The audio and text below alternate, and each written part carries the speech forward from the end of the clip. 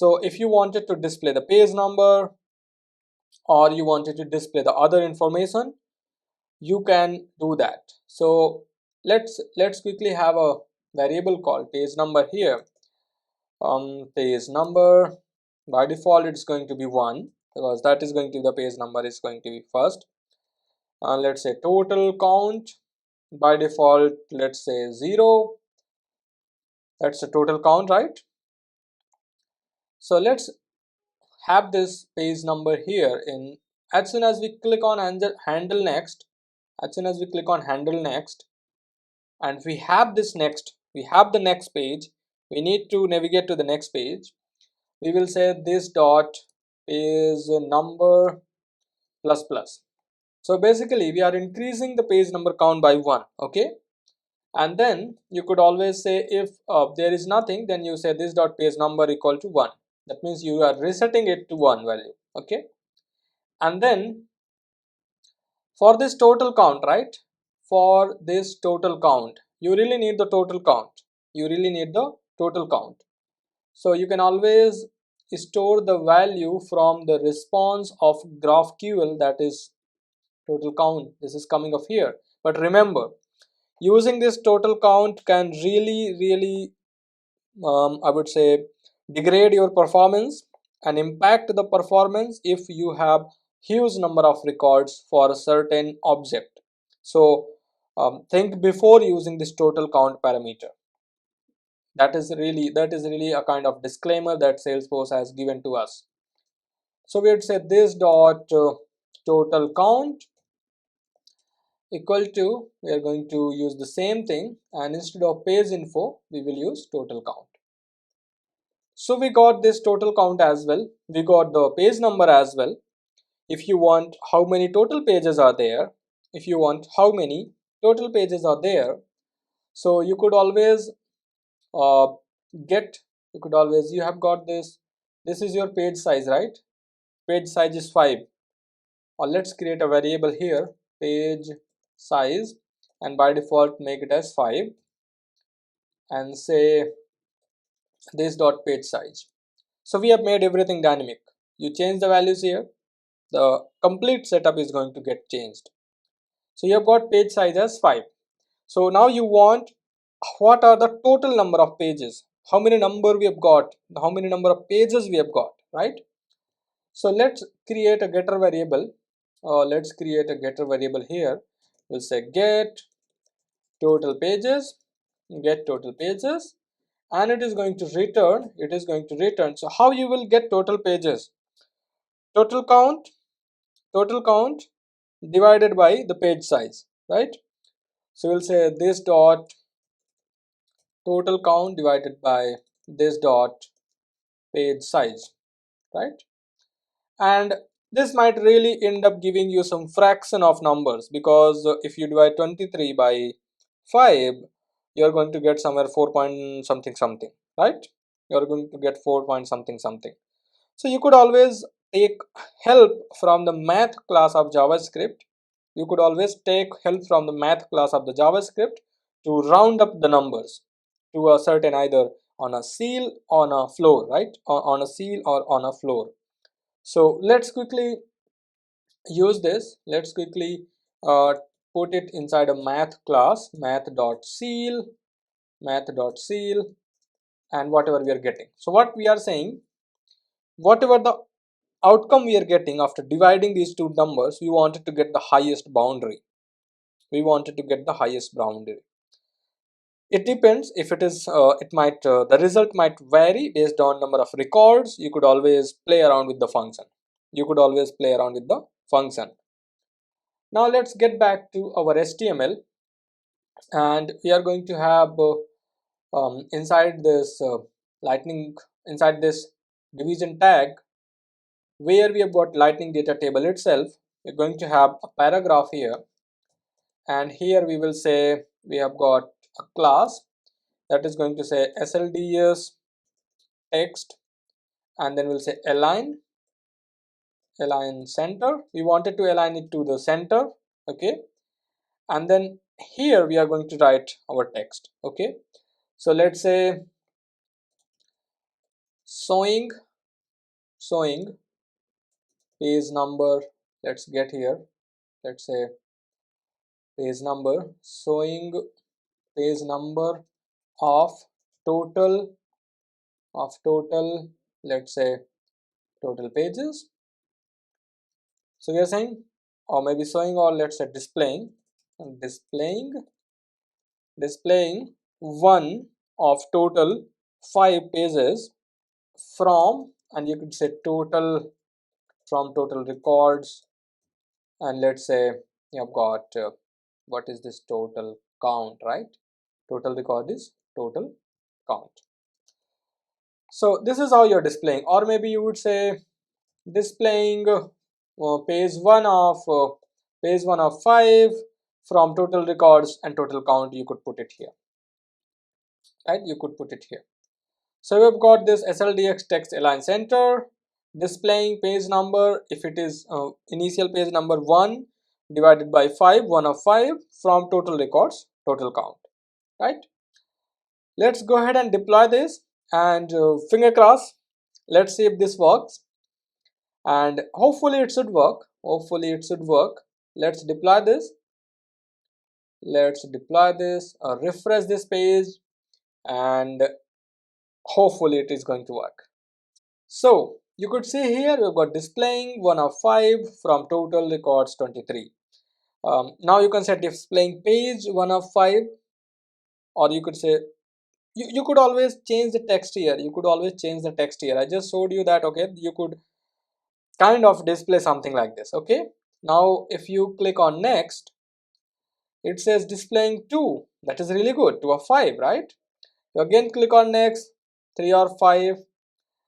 You again click on next, 4 of 5. You again click on next, 5 of 5.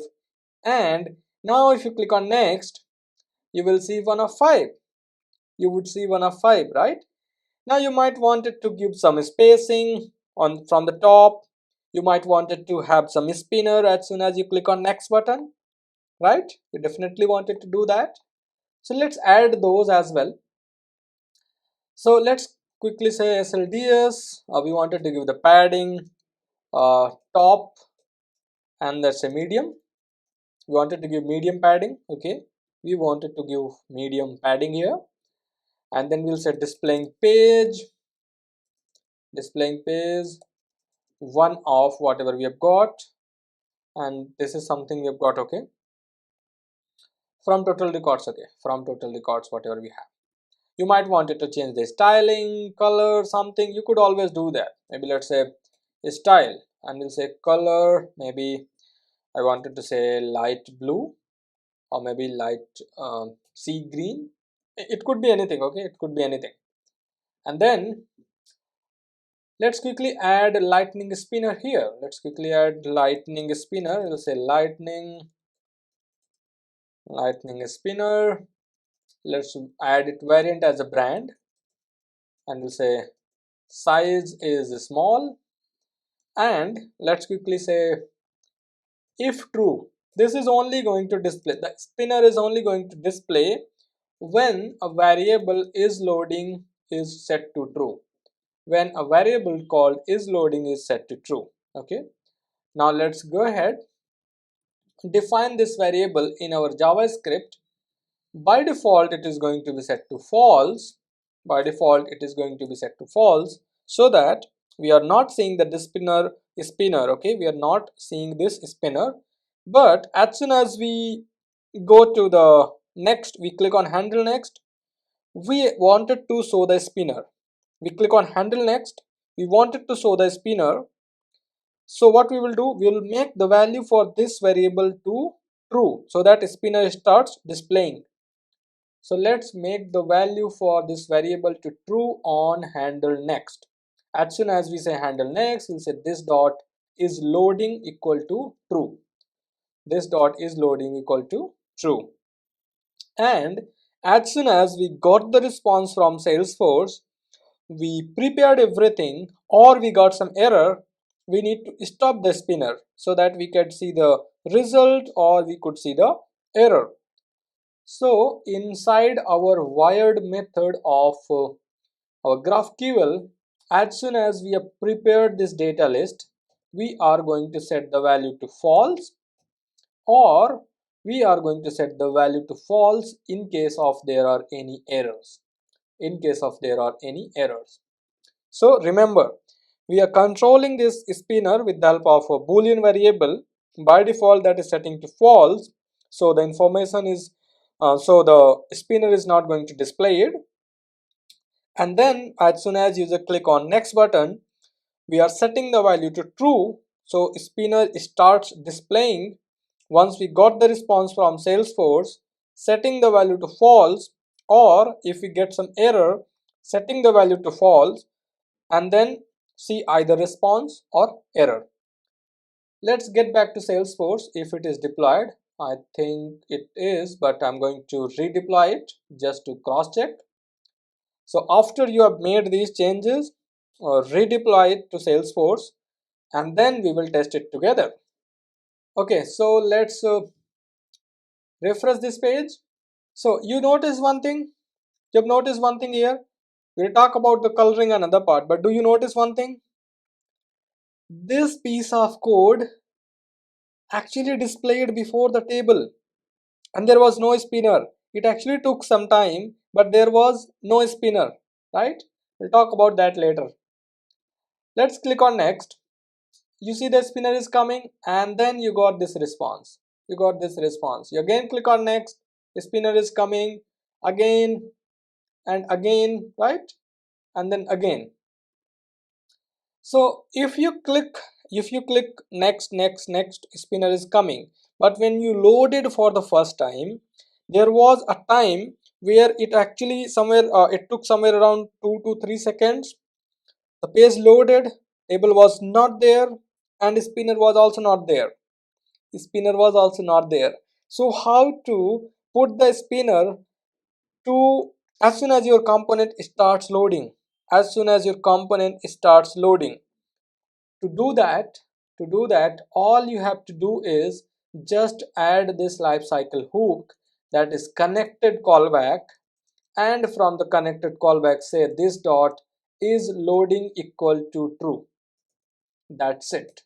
You just need to say this dot is loading equal to true.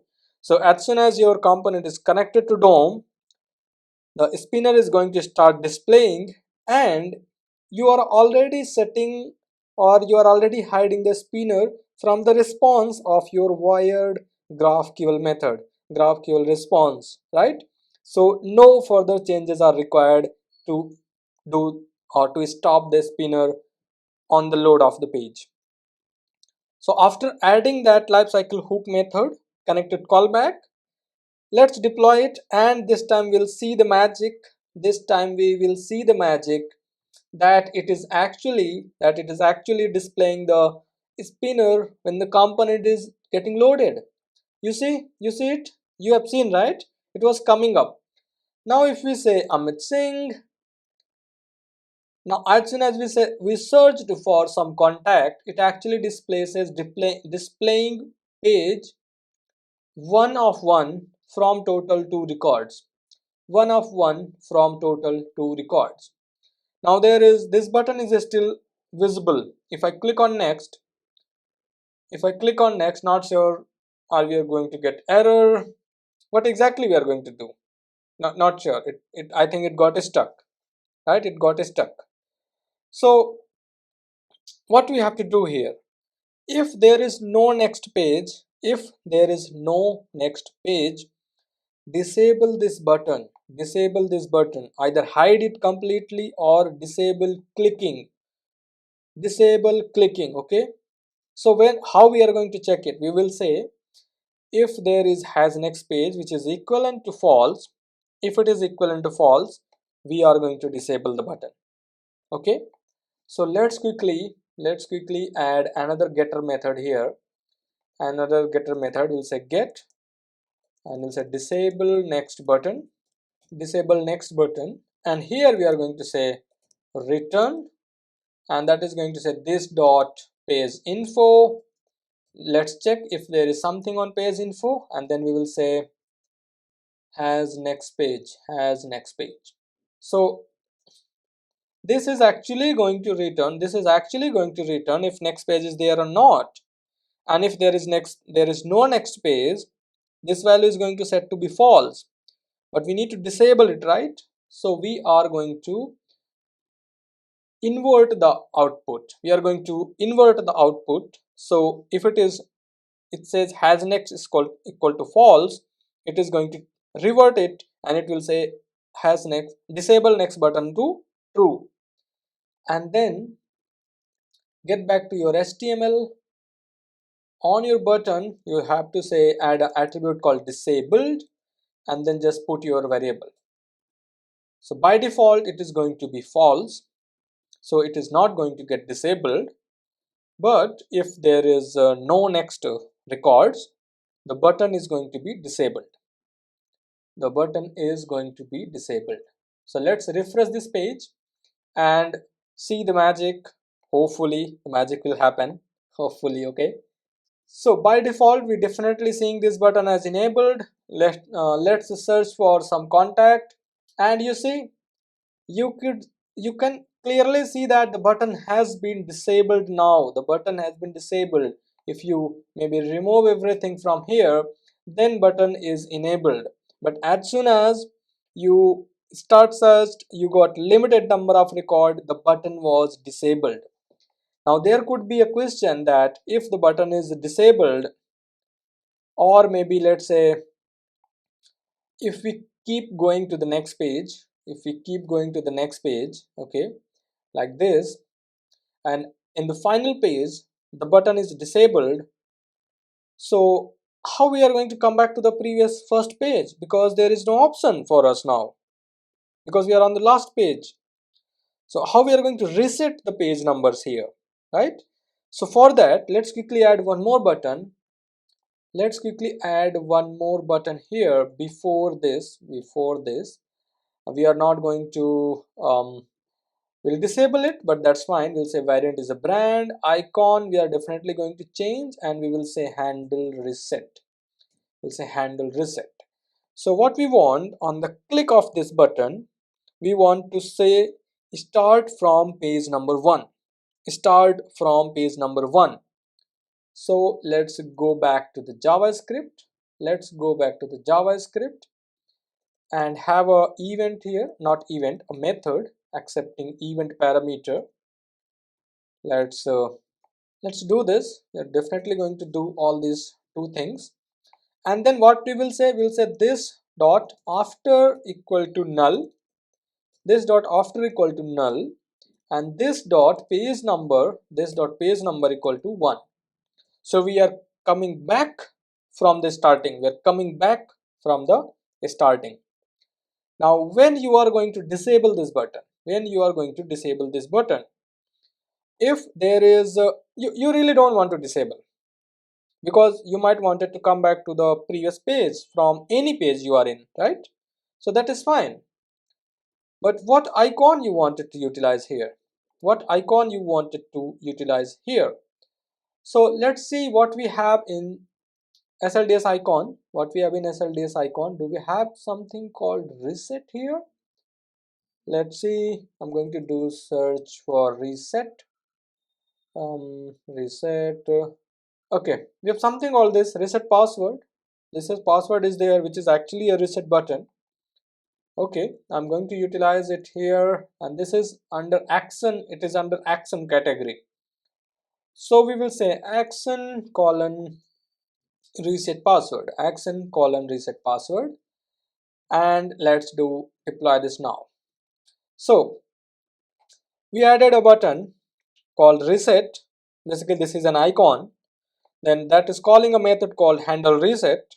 That handle reset is setting the after value to null, page number to 1, so that we are coming back to the page number. As usual, we are also enabling the spinner. So it actually starts displaying some spinner on the UI. After deployment, I've just refreshed. You also need to follow me. Refresh your page. By default, you got some response. Let's say you are coming back to the page number 2, and from here you might want to reset, go back to page number 1. You click on this and you got it, right? If you say, okay, I want to go back, I want to go to the last page, that's fine. And if I click on reset, I'm here, right? So that is how actually it works. That is how the pagination works in GraphQL. So we have seen a kind of everything that you might want to display in your pagination. Now one thing that is remaining that you could always do is putting this button on the right, that is the next button, and putting reset button, keeping reset button here on the left itself. So that you could do always. You could always maybe Google it, maybe say SLDS align right. If you do this, you will see this is basically the class that you might wanted to use. So let's see if this really works. So I'll say class SLDS float right, SLDS float right, and deploy it. If this is working perfectly fine, you've got the code, you know how to navigate it, how to put something on the right. If not, you could always Google it around how to put some element on the right, how to write a CSS to keep something floating on the right. Okay, you could always do that. This video already has been more than 40 minutes, so this really has been a long video, long video, but I'm sure this is adding value how you are going to apply. You see, that is here, and we are done. So basically that is how the pagination works into the GraphQL.